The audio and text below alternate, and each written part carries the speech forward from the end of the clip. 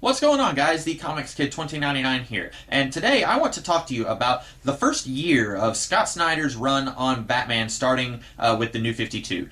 So that includes Batman Volume 1, The Court of Owls, and then a big crossover event called Night of the Owls, which intersects with books like Birds of Prey, Batgirl, Nightwing, Batman and Robin, Batman Dark Knight, Catwoman, Red Hood and the Outlaws, and Batwing, and All-Star Western of all books. And so that's a huge crossover that kind of spins out of the events in Scott Snyder's Batman run. And then coming back to just Batman, you've got Batman City of Owls, which is Volume 2, and that goes up to, I think, issue 12 of Snyder's Batman run. And I had not read any of this for a very long time. All this started in like 2011, and I only just got these books on sale a month or two ago, and so I only just got around to reading them fairly recently, and I wanted to go ahead and talk about all of this because even though it's 3 volumes, it really is kind of one big huge story the first year or so of this run. So I wanted to talk about it all in one video. And going into this, I really was not sure what I was going to think about it because I've heard a lot of people say that this is some of the best Batman stuff they've ever read, and specifically I've spoken to 2 people who are both diametrically opposed to each other and how they felt about this run. Connor Nielsen, who I do the Twin Peaks podcast with, he loves Scott Snyder's Batman run, and then Sid Part 2, who does the Geeky Gentleman podcast, he despises it. And I talked to both of them, and they both felt very strongly about this book, but in different ways. And so I really wasn't sure. I kind of felt like I had a shoulder devil and a shoulder angel, both kind of trying to pull me toward their side of the thinking. That's not how Connor and Ian are, but I kind of felt like I was like, I'm not really sure if I'm going to like it or hate it. And ultimately, I was kind of in the middle. There's some things about this chunk of issues that I really like, and then there's some things that really did not work for me. So I want to try and talk about each volume here a little bit, but also try to talk about it as a whole because it really does feel like it's one giant story. Like if you read Volume 1, Court of Owls, it kind of just stops, and then there's another story that really is just part 2 of the same story. So basically, Court of Owls has Bruce Wayne publicly saying that he is going to save the city. He is going to make the neighborhood safer, crime is going to go down, and he details this big plan that he's going to do to save the city. And then you've got this shadow organization called the Court of Owls, and they are basically just a group of rich people. They all wear owl masks, and they control the city from the shadows. We are told that many times throughout this chunk of issues. And basically, they don't like that Bruce Wayne is trying to save the city. And so they target Bruce Wayne with one of their Talons. The Talons are this group of assassins. They have a whole bunch of them in suspended animation, but up until this point, they've only ever had one active at a time. And they send one of the Talons after Bruce Wayne, I guess because they don't like that he's trying to save the city. But then that gets a little murky later on, and I'll get to that in a minute. So they send one of the Talons after him, and then eventually Batman gets trapped in this maze, and he's there for like a week or two, and then finally he escapes, and at first you think maybe he's been broken, but then he gets up and he's stronger than ever, and he defeats the Talon that they have. And so then the Court of Owls is like, okay, well, since he defeated our Talon, we're going to wake up all of our other Talons, and we're just going to take back the city. And that is the event of Night of Owls, and that intersects with all those books that I mentioned. And I did not like Night of Owls. Basically, I think this would have worked better if it had been more contained in the Batman-centric books.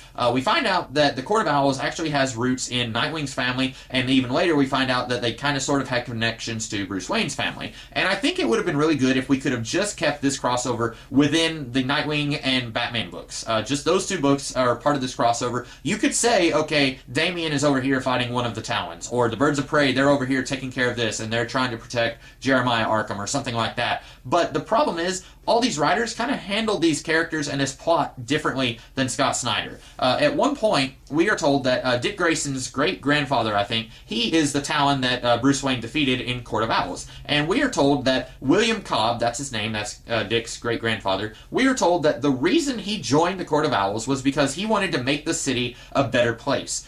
So the Court of Owls apparently was trying to save the city at one time. And some of these people that they have on their hit list whenever they release all of these Talons, some of them are corrupt politicians and bad guys. One of the Talons that's sent after Jeremiah Arkham, they say, because you are harboring all of these criminals here, you are now marked for death and we're going to kill you. And some of them seem like it's like the Court of Owls is trying to make the city a better place. They're just doing it in a really extreme way. But then that doesn't explain why they targeted Bruce Wayne.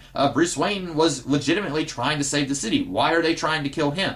There's other people that are on the list that they're trying to kill, and it doesn't make sense. They seem like decent people. Why are the Court of Owls trying to kill some of these people who are really good and some of them who are really bad? I ultimately came away from this not really sure on the motivations of the Court of Owls, because sometimes I get the feeling that they are actually trying to save the city and they're just really extreme about it, kind of like Ra's al Ghul, how he wants to save the world, but he doesn't care if he kills a few thousand people to do it. I wasn't sure if they were like that, or if they're just corrupt and they just want to keep the city for themselves, and when somebody like Bruce Wayne comes along to try and save the city, then it's like, nope, we can't have that, we have to kill him. And they're handled differently depending on who is writing this. So that didn't really work for me. And also, another huge problem that I had with Night of Owls is that depending on what book it is, the Talons are greatly depowered. Anytime Batman fights a Talon, he gets his butt handed to him multiple times. And there's one point where he's fighting like 5 or 6 of them, and it's very clear that he's in trouble, and he needs this big robot suit to fight these guys because they're basically super soldiers. But then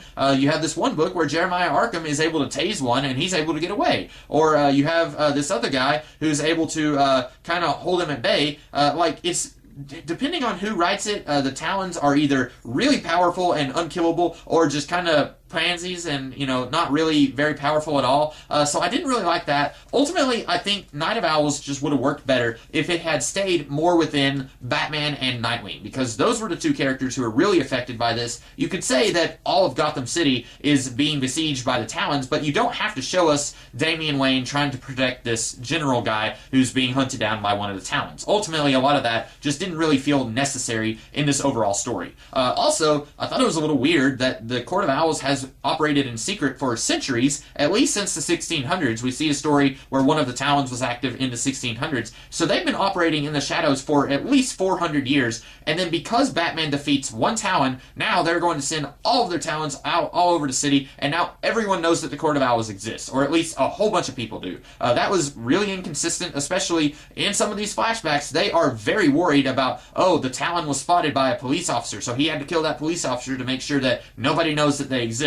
That's really inconsistent with, let's release all of the Talons all at once, and then who cares if anybody sees us? We're going to take back our city. That was weird.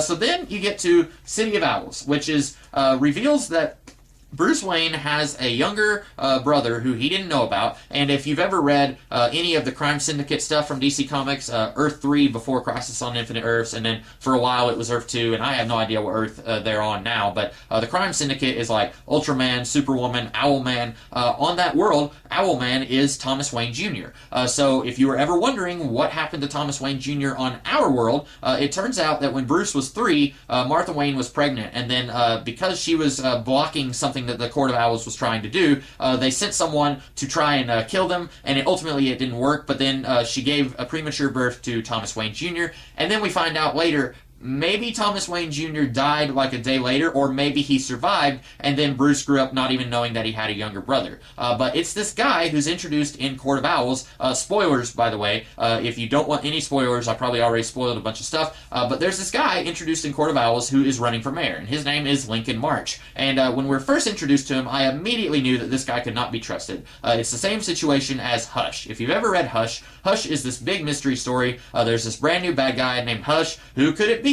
And then meanwhile, the book introduces a brand new character named Thomas Elliot. I wonder, maybe he's a little bit suspicious. And then ultimately, Thomas Elliot ends up being Hush. It's the same situation here. Lincoln March is introduced right at the same time that we're getting this big secret society, and he's just too chummy with Bruce. I did not trust him at all, and ultimately it turns out that he is in league with the Court of Owls. And I knew that from the beginning. It wasn't even like it was trying to be secretive about that. I didn't think it was a big surprise. But anyway, turns out Lincoln March is maybe Thomas Wayne Jr., or maybe he is just some dude that the Court of Owls said, hey, you're Bruce Wayne's younger brother, and he happens to look a lot like Bruce Wayne. But Bruce doesn't seem to think that these two are actually related, but maybe he is, maybe he isn't. It kind of leaves that a little ambiguous, but by the time you get to City of Owls, which, yeah, that's volume 2 here, by the time you get to that story, Lincoln March poisons the Gotham branch of the Court of Owls, and then he takes all of their money, and then he's basically going to try and kill Batman, and then I guess take over Wayne Enterprises and reveal that he is the long-lost son of Thomas and Martha Wayne. His motivation gets a little fuzzy there. He definitely wants to kill Batman, and he's already killed the Court, but I'm not really sure what he wants to do after that. At one point, he did say that the Court wanted to reveal that he was the long-lost son of Thomas and Martha Wayne while Bruce was overseas training to be Batman. But then Bruce comes back when he's about 25 or so, and then it's like, well, we can't reveal that you're Thomas Wayne Jr. now because there's too much spotlight on the Wayne family. And again, the Court of Owls is portrayed very inconsistently. Sometimes they want to operate in the shadows, and then sometimes they're willing to expose themselves to an entire city to try and reclaim the city. So I don't know what Lincoln March's big game plan, big end game was at the end of this. After he killed Batman, I have no idea what he wanted to do next. And then he escapes, and maybe he's still alive, maybe he died. We're not really sure. And then Batman doesn't seem to think that Lincoln March is actually his younger brother. And then Dick Grayson, he doesn't really care that his great-grandfather was a Talon and that he was being bred to become a Talon himself, which I don't understand that. If the Court of Owls had their eye on Dick Grayson to be a Talon, why didn't they recruit Dick Grayson's father? Because it seems like every single Talon in this run, they all came from Haley's Circus, which is really stupid because Haley's Circus is a traveling circus. It is not a circus that is just located in Gotham City. So whenever Dick Grayson and the Flying Graysons, they came to Gotham City sometime after Batman started being Batman, they were traveling to Gotham and then they were going to go somewhere else. They are not located in Gotham City. So it's really weird that every single Talon in this, I am not exaggerating, every single one of them in this, they all came from Haley's Circus. So that was really weird, and if they all come from Haley's Circus, then why haven't we heard about these guys before? Why weren't they recruiting Dick's dad? That's all kind of strange, and I get it, Scott Snyder created the Court of Owls, that's why we haven't heard of them before, but it seems like if you've got people like Ra's al Ghul, who's intersected with Batman, and he's been around for thousands of years, you would think that he would have heard about these guys before now, but ultimately, I think that a lot of this is really interesting, but I think it would have worked better if we had a brand new Batman continuity that is not tied to all these other Batman stories. Because if you remember, when the New 52 started, Batman was one of those books that kind of sort of rebooted, but not really. After this, we had a Joker story, and then we had Zero Year, which was actually a two-part, or it was like a year-long story, 2 parts. When I say that, I mean 2 trades. And that was right around the point when Snyder was like, yeah, we're actually rebooting Batman. But when this run was happening, when the Court of Owls stuff was going on, it wasn't really clear just how much Batman was rebooting, because you had some books like, I don't know, Aquaman, that were only kind of sort of rebooty, and then you had books like Hawk and Dove, which were tied to stuff that had happened before the New 52 began. You had Teen Titans, which was very rebooty, and then you had books like Batman and Green Lantern, which weren't really that rebooty at all. And so it's really confusing that you're introducing this new society that's been apparently controlling Gotham for centuries, and we've never heard of them before in all of these other stories. And there's a bunch of stories out there that try to go back and say this is some stuff that happened in Gotham City way before Batman. You've got that story, The Cult, by Jim Starlin, and then you've got like The Chalice, and then you've got basically any story that does backstory on Ra's al Ghul. You've got all those stories that detail the history of Gotham a little bit, and we've never heard of the Court of Owls. And then suddenly they show up and they're trying to kill Batman, and then they expose themselves to the entire city. Ultimately, I thought that this was kind of cool, but I think it would have worked better if it had been like an animated series. Like if we had a new Batman cartoon where Batman's been active for like 5 years or so, and then suddenly the Court of Owls reveals themselves, and it's like, we've got people everywhere. Kind of like in Captain America, the Winter Soldier, where it's like, agents of Hydra are all over the place, like they're in Senate, they're in S.H.I.E.L.D. S.H.I.E.L.D. is completely infiltrated, we can't trust anyone. I feel like it would have worked better in that context. And in fact, I think it did work better in Captain America the Winter Soldier, because we had this universe not for a very long time, and we hadn't really delved that deeply into that universe. But here, we have delved pretty deeply into the Batman universe, so I'm not sure if this reveal works as well. Also, while I'm here, this has not really a whole lot to do with the Court of Owls, but this group of issues does pretty radically change to, not Two-Face, Mr. Freeze, and I'm not really sure how I feel about it, because the thing is, Mr. Freeze was not a real character before Paul Dini completely reinvented him in Batman the Animated Series with Heart of Ice. Mr. Freeze was basically just a dude with an ice gun before Heart of Ice, and then Paul Dini made him an actual full three-dimensional character with motivations and with backstory, and everyone loved Heart of Ice. I loved Heart of Ice. It was an amazing episode. It made people care about Mr. Freeze. Batman and Robin, people hate that movie, but it used that origin for Mr. Freeze. This run changes Mr. Freeze quite a bit, and I think part of it is that I'm just really attached to the Heart of Ice origin, so I don't really like that someone is coming along and changing it, but also, I'm not really sure if it just works. Number one, they're trying to give Mr. Freeze, like, superpowers. Like, it's not an ice gun that freezes things. It's like he has ice powers, and I don't like that. Stop trying to make Mr. Freeze into Iceman.